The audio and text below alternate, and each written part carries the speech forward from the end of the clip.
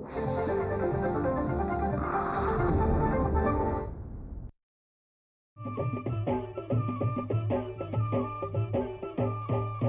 काळी आई धनधान्य देई, ही काळी आई धनधान्य देई.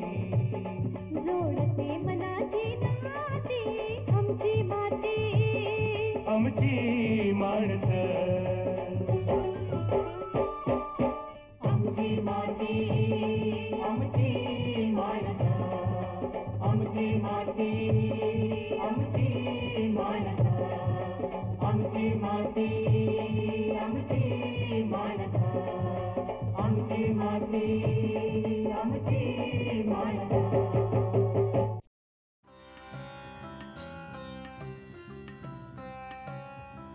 मायानगरी म्हणून ओळखल्या जाणाऱ्या भारताच्या आर्थिक राजधानीत अर्थात मुंबईत असंख्य लोक आपल्या पोटापाण्याचा प्रश्न सोडवण्याच्या प्रयत्नात येत असतात. कधी गावातील रोजगाराच्या कमतरतेमुळे तर कधी शहरी जीवनशैलीच्या आकर्षणामुळे हे तरुण महानगराकडे ओढले जातात. पण याच झगमगत्या शहरांच्या कोपऱ्यामध्ये एक अतिशय साधं ग्रामीण जीवन जगणारं आणि केवळ सहज उपलब्ध होणाऱ्या नैसर्गिक साधनसंपत्तीचा वापर करून आपलं पोट भरणारं असंही एक जग सामावलेलं आहे.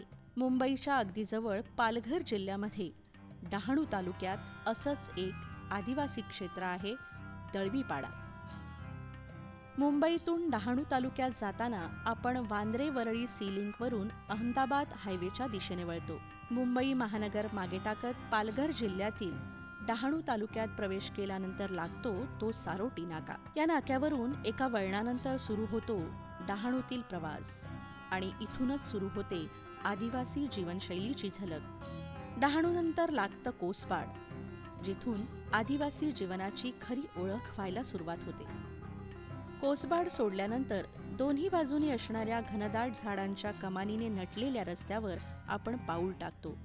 असीम निसर्गरम्यतेचा अनुभव देत हा रस्ता आपल्याला घेऊन जातो दळवीपाड्याच्या भागात.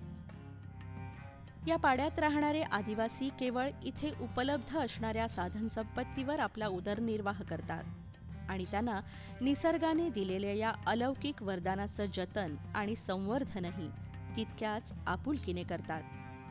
या परिसरात राहून आपली उपजीविका चालवणारी अशीच एक व्यक्ती आहे कल्लू वांगड. कष्ट केल्यानंतर एखादी गोष्ट आपल्याला मिळते तेव्हा तिचं मोल खरंच खूप जास्त असतं. आपल्या दैनंदिन आयुष्यात आपण नेहमीच अशा क्षणांची वाट बघत असतो. काही वेळा हे फळ हाती येता येता खूप वेळ जातो, पण त्याची किंमत अनमोल असते. मधमाशांचं उदाहरणच बघा ना. मध तयार करण्यासाठी त्यांना प्रचंड कष्ट करावे लागतात, परंतु तो मध एकदा तयार झाल्यानंतर मात्र त्यातल्या प्रत्येक थेंबाची गोडी अतुलनीय असते. एक मधमाशी जेव्हा पूर्ण एकाग्रतेने आणि सातत्याने काम करते तेव्हा कुठे हा स्वादिष्ट आणि औषधी मध तयार होऊ शकतो. चला आज पाहूया मधमाशा आणि माणसांच्या आयुष्याभोवती गुंफलेली ही मधुकथा. डहाणू तालुक्याचा बहुतेक परिसर ग्रामीण किंवा आदिवासी क्षेत्रामध्ये येतो आणि या परिसरात राहणाऱ्या आदिवासींचं उत्पन्नाचं साधन म्हणजे त्या परिसरात उपलब्ध असणारी नैसर्गिक साधन संपत्ती. जंगल आणि पर्वतांमध्ये त्यांना जी साधन संपत्ती उपलब्ध होते त्यातून ते नानाविध वस्तू बनवण्याचं काम करतात. त्या बाजारात विकून रोजगार मिळवतात. महानगरातील आयुष्यापासून पूर्णतः वेगळं असं एक जग आहे. या जगात ते नेहमीच निसर्गाच्या सानिध्यात रममाण असतात. डोंगरदऱ्या आणि जंगलांमध्ये लपलेल्या निसर्गाचा खजिना मिळवण्यासाठी आधी निसर्गाशी मैत्री करावी लागते. त्याच्याबरोबर हातात हात धरून चालावं लागतं. झाडं, वेली, पशु, पक्षी हे सगळं निसर्गाचं वरदान आहे.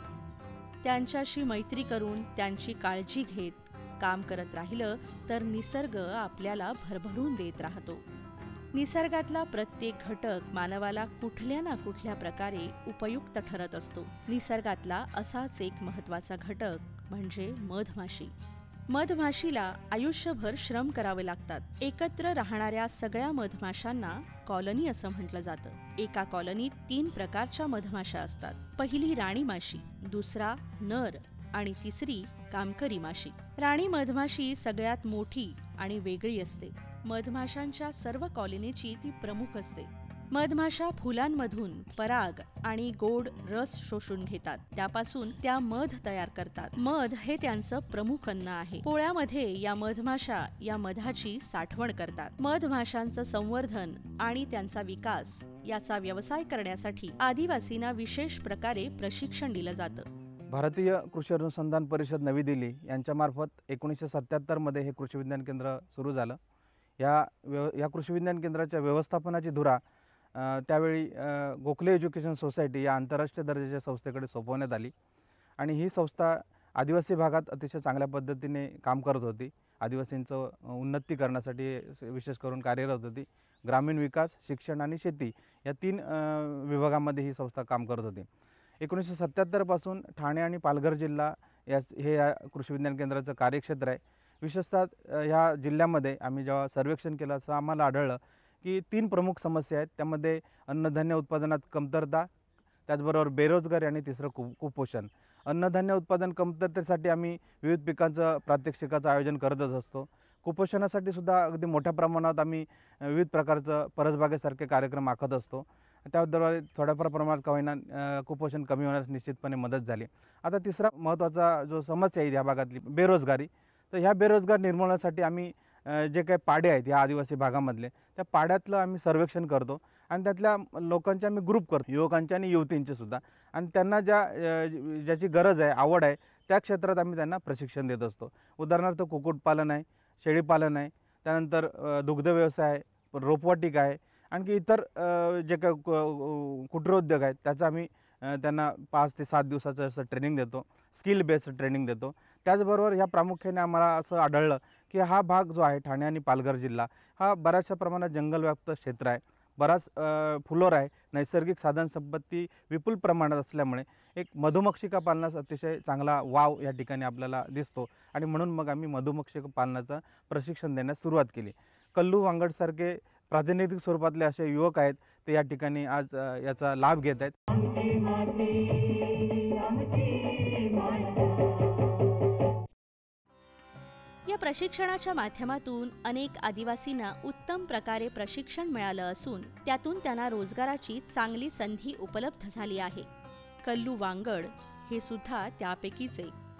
सुरुवातीला काही कारखान्यांमध्ये काम केल्यानंतर कल्लू यांना प्रशिक्षणाची संधी मिळाली.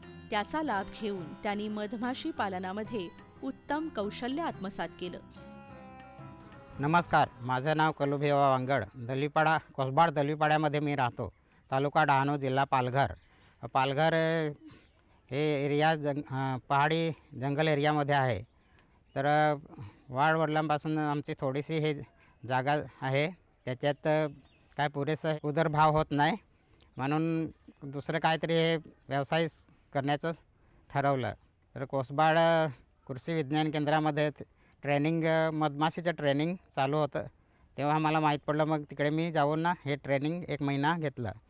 तेव्हापासून आता मी मधमाशीचं हे सुरुवात केलेलं आहे. कल्लू वांगड यांना सुरुवातीला स्वतःचा व्यवसाय सुरू करताना अनेक अडचणींना तोंड द्यावं लागलं. मात्र कठोर परिश्रमांनी त्यांनी या अडचणींवर मात केली आणि आता उत्तम प्रकारचे आयुष्य जगत आहेत. मधमाशीचं ट्रेनिंग घेतलं तेव्हापासून माझ्याकडे पेटी नव्हती. नंतर मी घरीच मधमाशीचं पेटीचं मोजमाप दिलेलं, त्याच्यावरनं मी घरीच हे फळे घेऊन आलो आणि नंतर स्वतः घरीच पेटी तयार केली. आणि एका ठिकाणी जमिनीमध्ये होतं बिडामध्ये, ते पेटी घेऊन गेलो आणि तिकडे जमिनीमधलं हे पारेने खोदून पहिलं पोळं काढलं. नंतर पोळी काढून ते फ्रेमला बांधली आणि नंतर हलक्या हाताने मधमाशा पेटीमध्ये सोडलं. त्याच्याबरोबर राणी माशी पण आलेली. मग 10-15 मिनटं तिकडे मी पेटी ठेवलेली. नंतर घरी घेऊन आलो. मग सर्व असं झाले 2-3 महिने असं गेलं असेल. मग नंतर मधाला सुरुवात झाली. मध काढण्यासाठी माझ्याकडे यंत्र नव्हतं, म्हणून एकाकडे दुसऱ्याकडे होतं, तिकडनं मी घेऊन आलो आणि त्याच्याने मध काढले. पहिल्यांदा माझ्याकडे मधाला म्हणजे गिऱ्हाईक यायचा नव्हता. नंतर हळूहळू माहीत पडत गेलं की ह्यांच्याकडे मध भेटते. मग तिकडनं माहीत पडल्यानंतर ते माझ्याकडे घ्यायला येऊ लागले. मग नंतर तेव्हा खूप रेट कमी होता मधाचा, 150 रुपये होते. आता ते रेट बराच वाढलेला आहे. तर असे करता करता मी आता माझ्याकडे सध्या 30 पेट्या आहेत. 30 पेट्या लावलेल्या आहेत. अजून पेट्या वाढवण्याचा माझा प्रयत्न चालू आहे. कमीत कमी 100पर्यंत करणार आहे असं. मधमाशांचं आयुष्य अत्यंत विलक्षण असतं. मधमाशांच्या पूर्ण कॉलनीमध्ये एकच राणी माशी असते. बाकीच्या माशा या वेगवेगळं काम करणाऱ्या कामकरी माशा असतात. त्यांची कामं त्यांना नेमून दिलेली असतात. पराग गोळा करण्यासाठी योग्य फुलं निवडणं, त्या फुलांमधून पराग आणि गोड रस शोषून घेणं, त्यापासून मध तयार करणं अशा कामांचा त्यात समावेश असतो. फुलं आणि अन्य ठिकाणाहून गोळा केलेल्या गोड रसापासून मधमाशा मध तयार करतात. मधमाशी पालनाच्या व्यवसायात ही सगळी प्रक्रिया एका पेटीमध्ये होते. या पेट्या तयार करण्याचं कामही कल्लू वांगड यांनी शिकून घेतलं. हे मधमाशीचे तळपाट आहे. हे बाभलीच्या लाकडापासून बनवलेलं आहे. त्याच्यानंतर हे पहिलं खाली ठेवतो. ह्याच्यावरती हा पिलावा कोठडी, ह्याच्यात 8 फ्रेम असतात लाकडी ठेवून दिले. ह्याच्यामध्ये मध तयार केली जाते आणि नंतर हे वरचं ढाकण हे ह्याच्यावरती ठेवलं जातं. हे संपूर्ण मधपेटी तयार झाली. आणि हे क्वीन गेट म्हणजे राणी गेट हे पुढे लावलं जाते. मधमाशा टाकल्यानंतर हे राणी गेट लावलं जाते. अशा पद्धतीने ही मधपेटी तयार झालेली आहे. माझ्याकडे आता 30 पेट्या आहेत. पूर्ण मधमाशाने भरलेल्या आहेत. आणि आता नवीन पेट्या बनवण्याचं काम चालू आहे. परत ज्यांना कोणाला लागल्या असतील त्यांना मधमाशेसह 3,500पर्यंत मधपेट्या देतो मी. ह्याच्यामुळे माझा व्यवसाय चांगल्या पद्धतीने चालला आहे आणि ह्याच्यावर माझ्या घरचं व्यवस्थित चाललेलं आहे. मधमाशांचा डंख अतिशय विषारी असतो. त्या चावल्या तर बराच काळ त्रास होत राहतो. कल्लू वांगड यांच्यासारख्या या व्यवसायात काम करणाऱ्यांचा रोजच मधमाशांशी संबंध येतो. मात्र मधमाशांना त्रास दिला नाही तर त्यासुद्धा आपल्याला कुठल्याही प्रकारे त्रास देत नाहीत. कल्लू वांगड यांनाही सुरुवातीला केलेल्या अनेक चुकांमुळे मधमाशांचे डंख सहन करावे लागले आहेत. मात्र आता त्यांना हे सवयीचं होऊन गेलंय. ते गमतीने म्हणतात की आता मधमाशा चावल्या तरी त्यांना कुठलाही त्रास होत नाही. पूर्वी कोणाला माहीत नव्हतं माझ्याकडे मध भेटते असं. आता सर्वांना माहीत पडलं आहे. तर सर्व लोक माझ्याकडे मध घ्यायला येतात. काही लोक फोनवरती हे कॉन्टॅक्ट करतात मध आहे की नाही असं. मग मधाचा आता रेट आहे आमच्याकडे 800पर्यंत आहे किलोचे. तर सर्व आता मुंबईवरून लोक येतात. छोट्या वस्तीमध्ये राहून कल्लू वांगड यांनी उत्तम प्रकारचं कौशल्य आत्मसात केलं आणि आता ते इतर अनेकांनाही या कलेचं प्रशिक्षण देतात. त्यांच्यासारख्या आदिवासी नागरिकांना सरकारच्या विविध प्रकारच्या योजनांचा लाभही मिळत आहे. नमस्कार, मी प्राध्यापक उत्तम सहाने. मी कृषी विज्ञान केंद्र कोसबाड येथे पीक संरक्षण शास्त्रज्ञ म्हणून काम करतो आहे. आपला पालघर आणि ठाणे जिल्हा हा आदिवासी बहुल असे जिल्हे आहेत. या ठिकाणी जे आदिवासी लोक त्यातल्यात वारली समाज जास्त आहे. ह्या लोकांच्या जमीन अतिशय कमी आहे. त्यामुळे उदरनिर्वाहाचं जे साधन आहे तेवढ्या जमिनीमध्ये होत नाही. बराचसा एरिया आपण बघितला तर जंगली भाग आहे, डोंगराळ भाग आहे आणि त्यांना नुसतं जमिनीवरती त्यांचं जे आहे भात शेती हे करत असतात. नुसत्या भात शेतीवरती तेवढं भागत नाही. या दृष्टीने त्यांना काहीतरी जोड व्यवसाय असायला हवा. त्या दृष्टीने आमचं कृषी विज्ञान केंद्र वेगवेगळ्या भागामध्ये, खेड्यामध्ये किंवा पाड्यामध्ये जाऊन आम्ही जे सर्वेक्षण करतो त्या ठिकाणी त्यांचे जे मुख्य जी समस्या आहे बेरोजगारीची समस्या, ह्या लोकांना व्यवस्थित रोजगार मिळाला, त्यांचं रोजीरोटी जर व्यवस्थित झाली तर ते आपल्या आपल्या पायावरती उभे राहतील. म्हणून मग या ठिकाणी वेगवेगळे जोड व्यवसाय कसे त्यांना देता येतील त्या दृष्टीनं आम्ही कृषी विज्ञान केंद्र काम करत असतं.